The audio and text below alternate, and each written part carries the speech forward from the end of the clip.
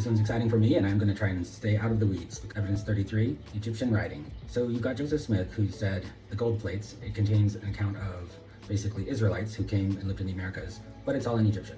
I mean, first off, why wouldn't he just say Hebrew? You know, that would almost solidify it really is an Israelite record because it's in Hebrew. So at the time, there's no records of the Israelites mixing languages with the Egyptians. It's not like you can just learn it. So if you've ever tried to learn Hebrew, within a few hours, you can at least make the sounds of each character. Egyptian's not the same. There's over 800 characters. Some of them are what's called logographic, meaning the picture represents a picture, so you can't really sound it out. It's a word that has its own character. There's also phonetic sounds, so some words you can sound out. On top of that, there's 3 writing systems in Egyptian, we'll say, build on each other, because each word has a corresponding character in each writing system. You've got hieroglyphs, then there's hieratic. Hieratic, and you can see in this chart, I'll put it here, the symbols correspond to hieroglyphs, but it's like shorthand. So priests would use this. In the Book of the Dead, a lot of it is written in hieratic.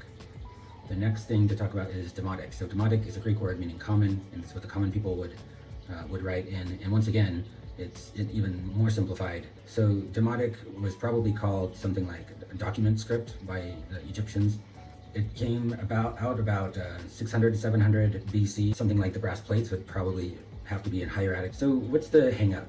Like I said, you can't just learn Egyptian. There's not just 26 letters and it's all phonetic. The, I guess, complaint is how familiar with Egyptian were these Israelites? Well, now we know very much so. So there's artifacts that use Egyptian numbers within Hebrew script, but then I'm also going to point out this Papyrus Amherst 63 has Psalm 20 written in Demotic.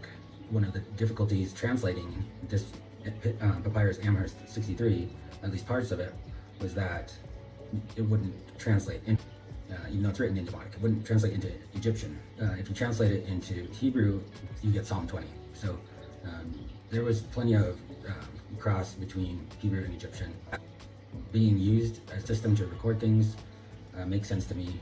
The Egyptian script has been found amongst Hebrew letters nowadays, and so it's clear that people in Israel knew Egyptian. So what I would say is, so God is going to use, we'll say, secular people and turn them into basically prophets who get revelation and people who are going to be nation builders. And I think there's a prophecy in the last part of Isaiah that says, out of the very least of you, I will make a nation. And that's exactly what's going to happen to all of us.